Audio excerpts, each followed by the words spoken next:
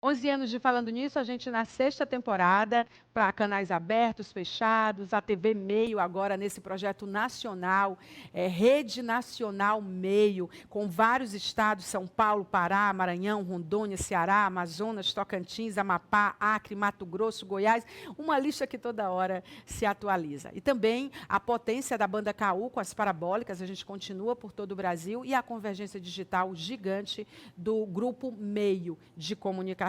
Só dizendo para você que nós temos agora uma comunidade, tá? Do Falando Nisso.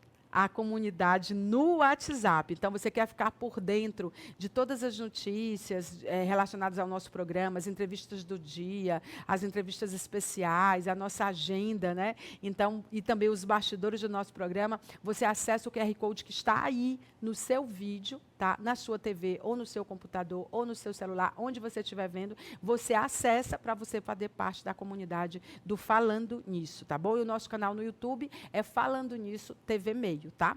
Deixa eu dizer para vocês, daqui a pouco nos nossos estúdios eu vou entrevistar o psicólogo Daniel Barros, né, um psiquiatra, na verdade, que é sensacional, um sucesso nas redes sociais, fala com muita clareza sobre aquilo que a gente não está dando muita importância, mas que é relevante na nossa existência. É sensacional, realmente. Então, você fica por aí, eu volto em 5 segundos com essa entrevista. Até já.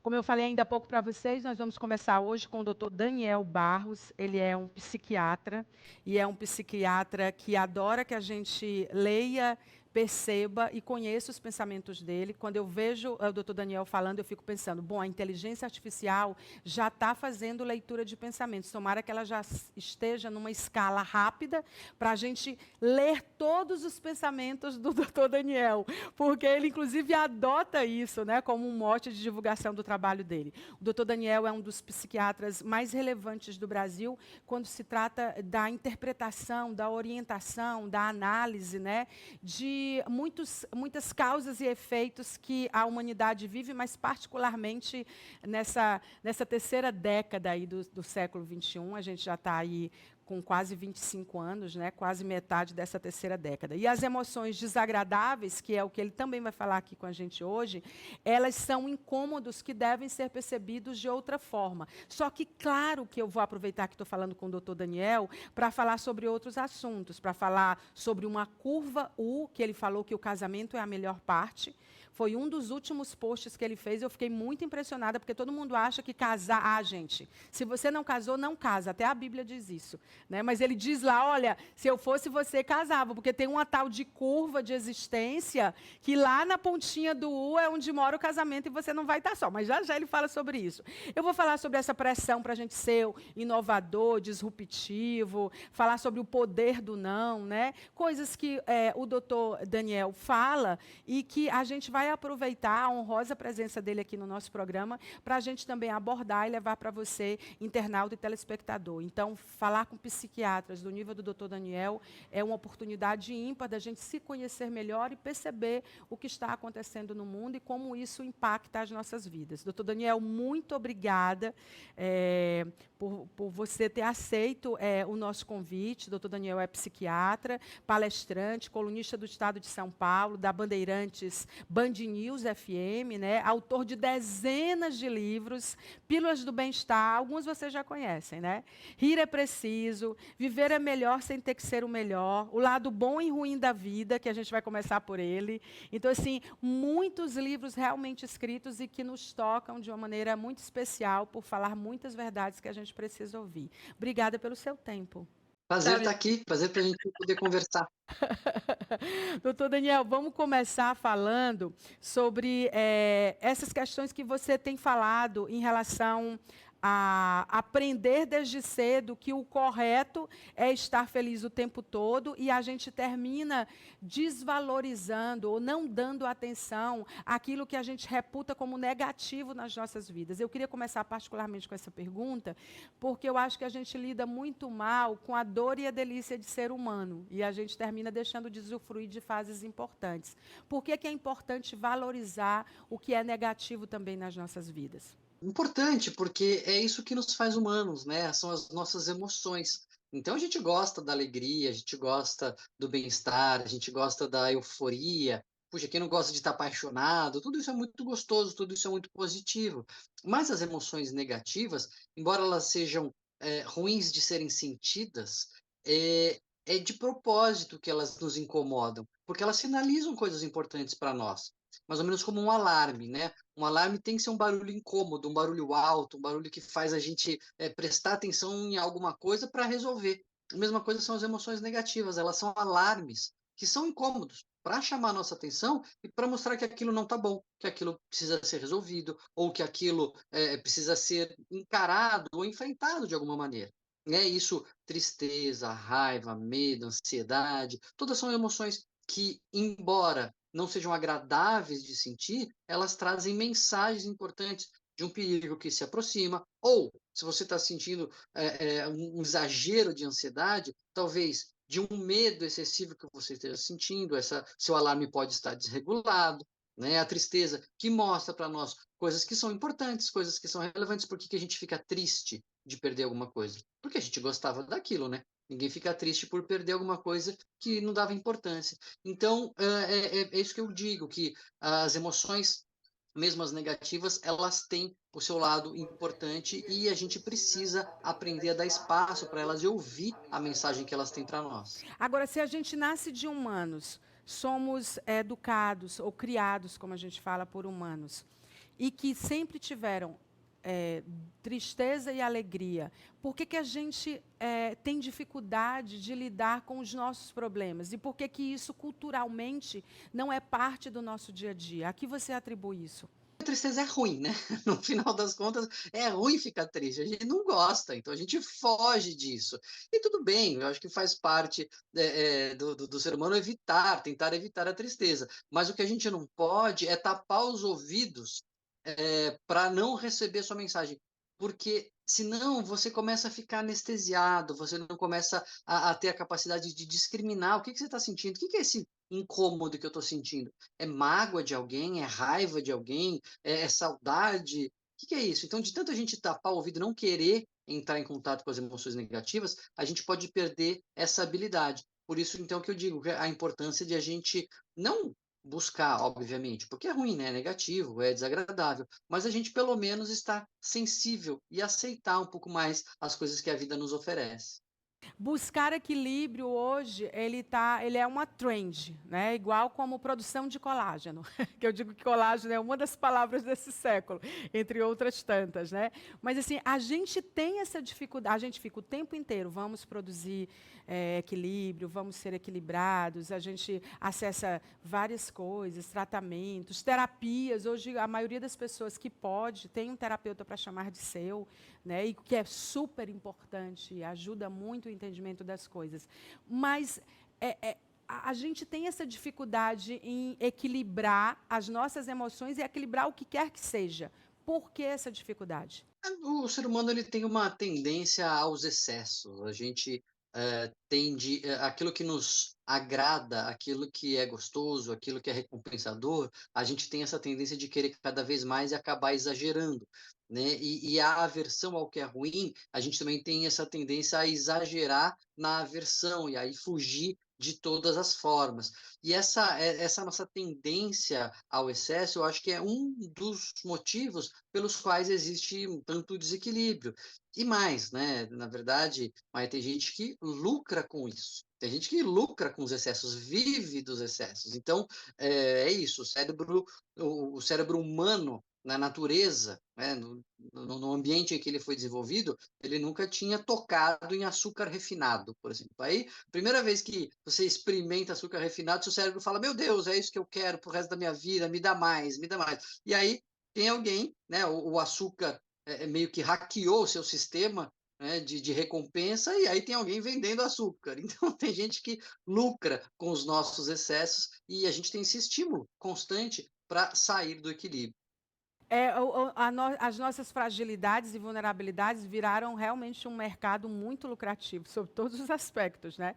Todas as emoções podem ser exploradas em prol do lucro, desde o medo, né, até a raiva. Você vê mercados para isso, né? E o que é uma pena. Então, por isso aí é sempre nosso apelo, a minha insistência em de lembrar a gente da importância do meio termo, do equilíbrio, de desacelerar, enfim, pensar.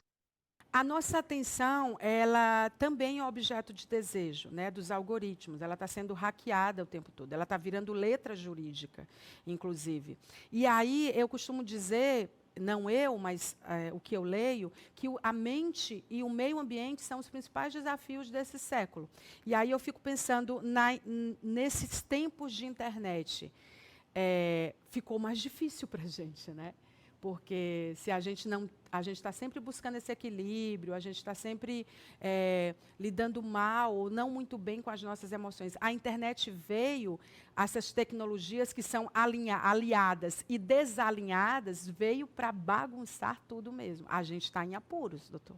No meu livro mais recente que você citou, Mael, Viver é Melhor Sem Ter Que Ser o Melhor, ele resgata alguns lemas do arcadismo, uma escola literária antiga que, no século XVIII, ela já olhava lá atrás para a Grécia Antiga para buscar algumas dicas de sabedoria. E uma delas, uma dessas dicas que eles resgatam dos gregos e apresentam para nós no século XVIII e que continuam sendo relevantes hoje, uma delas que responde à sua pergunta, era justamente dizer o seguinte: corte o inútil. Né? No latim eles falavam inutilia truncate, corta aquilo que está sobrando.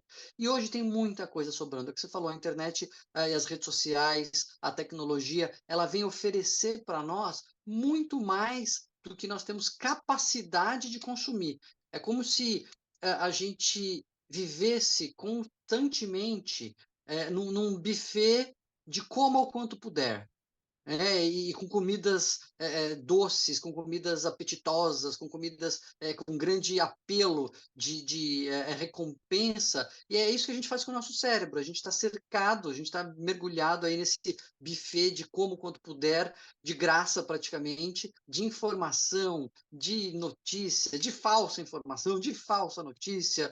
E a gente não consegue lidar com isso. Na verdade, o nosso cérebro não consegue lidar com isso, e a gente acaba ficando no final das contas, mais cansado e menos informado. É interessante como o cérebro ele virou esse centro de atenção. Né? Eu estava falando da atenção, que virou o centro da atenção, mas assim, o cérebro, eu não sei se eu amo mais a neurologia ou a psiquiatria. Eu só sei que eu não vivo mais sem ler sobre o que vocês falam, sobre o que vocês produzem. Você, eu sigo tudo. Eu sei tudo, todo dia eu vejo o que você posta. Ainda bem que você posta muito, viu? Aliás, você lida muito bem com a internet, eu acho que faz um uso democrático, leve e de alerta muito importante. Como você usa a internet, como você deixa ali pílulas de insights, de sabedoria, e você faz muitas perguntas difíceis que eu amo. É um desconforto que a gente precisa, doutor, que você faz com a gente. Mas eu acho que esse exercício de parar para pensar, né? O outro lema do livro Viver é Melhor Sem Ter Que Ser o Melhor, justamente é o que está no título, né? O que viver é melhor sem ter que ser o melhor? É você se livrar dessa obrigação de alta performance, de ser o campeão, de ser o primeiro em tudo. Não vai acontecer. Se não vai acontecer, se só tem um primeiro lugar e o resto não é o primeiro lugar, por que a gente só valoriza um e desvaloriza todo o resto? E esse é um princípio que está lá na Grécia Antiga, que os Árcades resgatam, que é a mediocridade de ouro. Né? É o valor do meio termo, de você não estar nem de um lado nem de outro, nem exagerar para um lado, nem exagerar de outro, mas você fazer ali o bom o suficiente. O arroz com feijão bem feito alimenta mais, às vezes, do que você querer inventar uma coisa aí e não consegue dar conta, né, daquilo que você está querendo exagerar para um lado ou para o outro. Você deu uma aula outro dia sobre o que é mediocridade na internet, lá no seu, no seu Instagram. Que a gente acha que mediocridade é péssimo, é ordinário. Entendeu? E até o ordinário precisa ser entendido do que é ordinário, né? E a gente e você falava com muita clareza que a mediocridade é o médio, gente. É o equilíbrio, muito provavelmente, em algumas situações, né? Por que que ordinário significa o quê? Significa comum. É comum, é ordinário. E por que que ser comum virou um defeito, né? Por que que é xingamento? Medíocre é o que está na média. Por que que está na média é tão feio se está todo mundo na média? A gente vive na média. Está De todo mundo na tudo. média, que todo mundo quer acreditar que está acima da média, mas não está. Né? Se está todo mundo achando que está acima da média, então está todo mundo igual. Então é a nova média, né? Sim. Mas é por causa disso, porque a gente valoriza demais, a gente supervaloriza o lugar mais alto do pódio, a medalha de ouro, só que não tem medalha de ouro para todo mundo. A maioria de nós não tem medalha de ouro. E, então a Tudo gente não tem bem. valor, né? É. Não, o valor não está na medalha de ouro, o valor está na gente, está naquilo que a gente está querendo fazer, está no nosso esforço, está, enfim, em nós mesmos e não na nossa conquista. A pressão por ser disruptivo, inovador, né?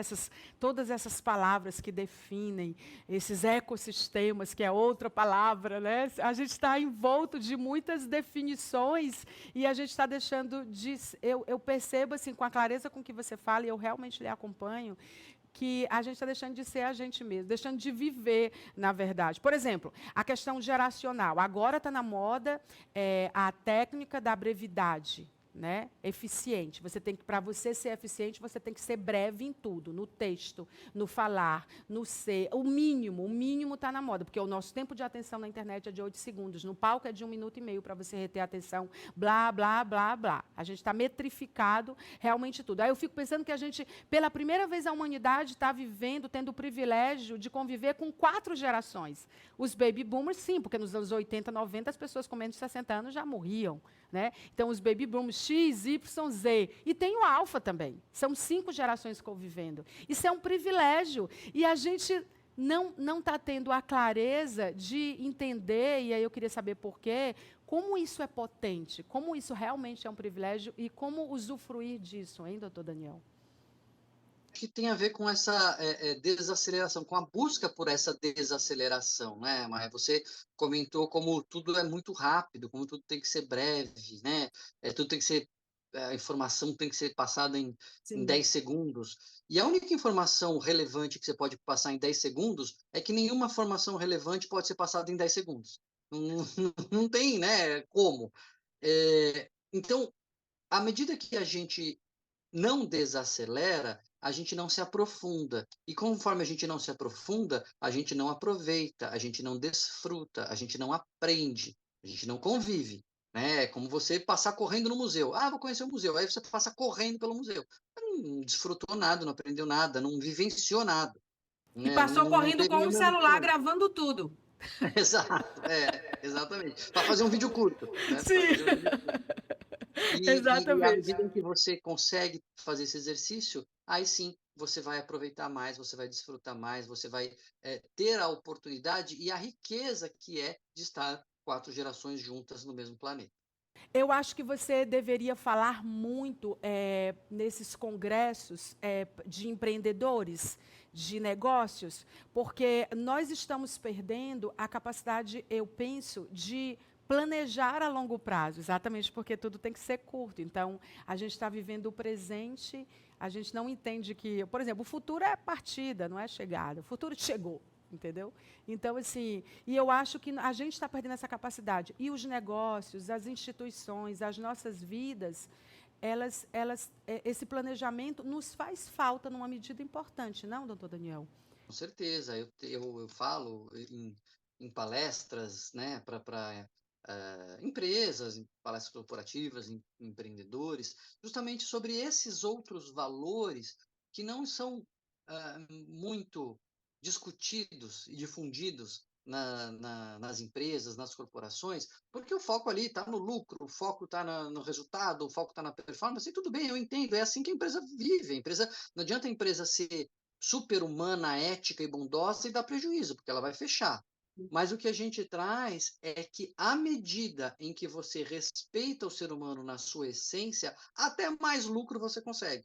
Então não tem que fazer isso porque você é bonzinho, porque você sabe, é muito humano e você vai falir. Não, não vai falir. À medida que você respeita aquilo que você tem de mais precioso na sua empresa, que são os seus recursos humanos, mais valor a sua empresa vai agregar para a sociedade, mais lucro você vai ter. Behave, né? Comportamento. As empresas, na verdade, elas já estão, mas o choro e o pranto vai aumentar, eles vão aumentar, sim, choro e pranto, porque as pessoas vão chorar por seres humanos dentro das suas empresas. E a gente vai estar rodeado de tecnologia, que é outra coisa que eu acho que a gente precisa pensar. Eu já estou chegando no final, mas eu tenho duas perguntas para lhe fazer. O primeiro é um ponto que eu acho que é fundamental, que é a nossa consciência. Eu entendo que a principal tecnologia humana é a consciência, e a gente não tem dado atenção para ela. Né? Então, assim, eu queria que você falasse sobre a importância da consciência na nossa existência, do ponto de vista, do seu ponto de vista como psiquiatra. Eu acho que tudo isso se conversa, né? Mas porque a falta de consciência, de autorreflexão, de você vivenciar suas emoções, quer dizer, aquilo que a gente está falando no começo, de você não vivenciar as emoções, o que a gente está falando depois, da correria, do dia a dia, tudo isso vai resultar em quê? Nisso que você está comentando, de você não ter consciência de si mesmo, do que você está sentindo, do que você está almejando, daquilo que você está perseguindo, e de repente você olha para trás lá na frente, né? Quando você chega lá na frente, você olha para trás e fala, mas o que eu estou fazendo aqui? Por que eu vim até aqui? O maior arrependimento, maior dor das pessoas diante da finitude não é o que vem pela frente, que ninguém sabe. Mas é o que ficou para trás. O que as pessoas têm de dor na hora da morte é a vida que elas viveram, o que elas deixaram de fazer, o que elas não valorizaram. Por quê? Porque estavam correndo demais, porque não tiveram essa consciência. Então, de fato, esse é o grande desafio dos nossos dias. Agora eu vou falar com o salvador da maioria dos casamentos. O que que é essa curva U que o casamento é o X da questão?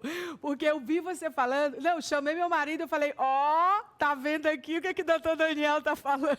Aí a gente ficou comentando no jantar essa semana, ele falou assim, gente, isso aí ele é o salvador dos casamentos, porque todo mundo acha, que casar, inclusive no vídeo que você estava fazendo, o cara que estava lá com você, falou assim, a pior coisa do mundo qual é? Ele falou, é casar? Não sei se você lembra. O Essa é que é uma essa coisa. curva U? Faz muito sentido quando você para pensar, né? E o problema é parar para pensar. Mas a satisfação com a vida, isso tem estudos mostrando, ela tem essa curva em U. O que significa? Ela é alta no começo, ela cai e depois ela sobe. Né? Então, a satisfação, de forma geral, claro que tem exceções, claro que tem casos particulares, mas de forma geral, em média, as pessoas têm mais satisfação com a vida quando são crianças, inocentes, estão bem sendo cuidadas, e isso vai diminuindo conforme você aumenta a responsabilidade, conforme você tem mais boletos para pagar, atingindo o ponto mais baixo, então, do U, na fase em que você é adulto, tem filhos que são de sua responsabilidade, tem pais que você já precisa começar a cuidar, tem um maior número de boletos, e aí depois você vai se livrando dessas obrigações, você vai envelhecendo, vai adquirindo sabedoria e a satisfação com a vida volta a subir. Só que esta queda, tem pesquisas que mostram que ela é menor nas pessoas que estão num relacionamento, num relacionamento de cumplicidade, de parceria, em que um ajuda o outro, porque é meio até evidente, né?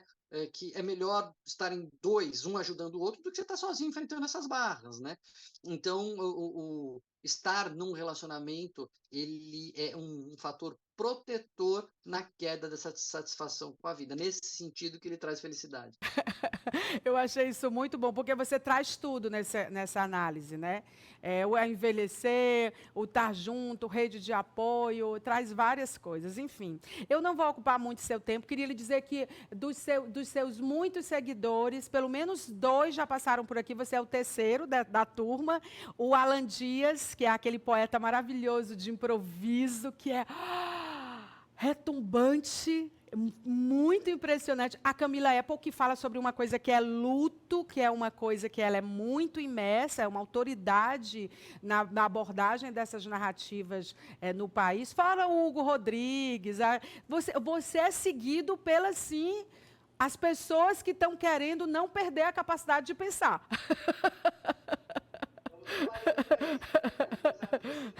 Qual é o próximo livro, antes da gente encerrar? Trabalhando aí, tem novidades para vir aí pela frente, estamos produzindo, algumas já estão sendo editoradas, eu divulgarei lá nas minhas redes sociais, tudo conforme for sendo publicado. Olha, muito obrigada pelo seu tempo. Eu sei que ele é muito valioso, você é muito ocupado. E eu queria dizer que foi uma honra conversar com você. Foi rápido, mas acho que nós fomos eficientes. Nós fomos acima da média. Obrigada, doutor Daniel. Uma alegria falar com você, tá bom? Um abraço, obrigado. Olha, a gente conversou então com o doutor Daniel, tá? O doutor Daniel Barros, psiquiatra. Eu falei para vocês que a entrevista seria incrível. Não esquece de ver também no nosso canal do YouTube, falando nisso, Meio, tá? TV Meio lá, além do canal Meio Mais, e também nas nossas plataformas digitais, outras plataformas. Então eu vou para um breve intervalo e volto em 2 minutos. Até já.